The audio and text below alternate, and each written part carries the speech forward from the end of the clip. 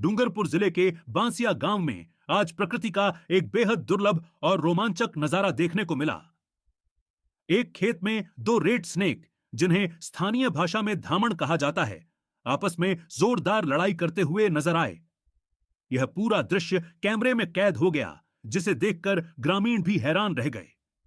वन्यजीव विशेषज्ञों के अनुसार इस तरह की लड़ाई को कॉम्बैट डांस कहा जाता है। यह आमतौर पर मानसून से पहले नर सांपों के बीच क्षेत्रीय वर्चस्व को लेकर होती है। यह लड़ाई किसी मादा के लिए नहीं, बल्कि अपने इलाके पर कब्जा जमाने के लिए होती है। जो सांप इस मुकाबले में जीतता है, वही उस क्षेत्र का स्वामी बनता है और प्रजनन का अधिकार प्राप्त करता है। धामण सांप जहरीले नहीं होते और इंसानों के लिए हानिकारक भी नहीं हैं, बल्कि ये किसानों के लिए बेहद फायदेमंद होते हैं, क्योंकि ये चूहों और अन्य कृंतकों को खाकर फसलों की रक्षा करते हैं। इसी कारण इन्हें किसानों का सच्चा मित्र भी कहा जाता है।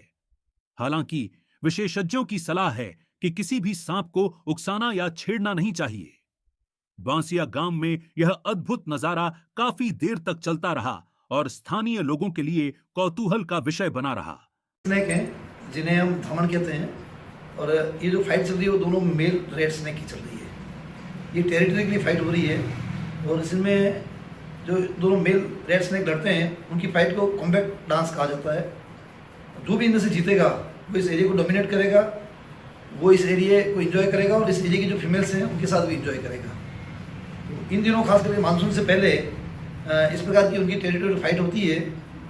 और जो रेड स्नेक है धामण, वो किसानों का मित्र है, उनका हितैषी है। जैसा इसका नाम है रेड स्नेक, ये चूहों को खा करके चूहों पर नियंत्रण रखता है, कृंतकों पर नियंत्रण रखता है।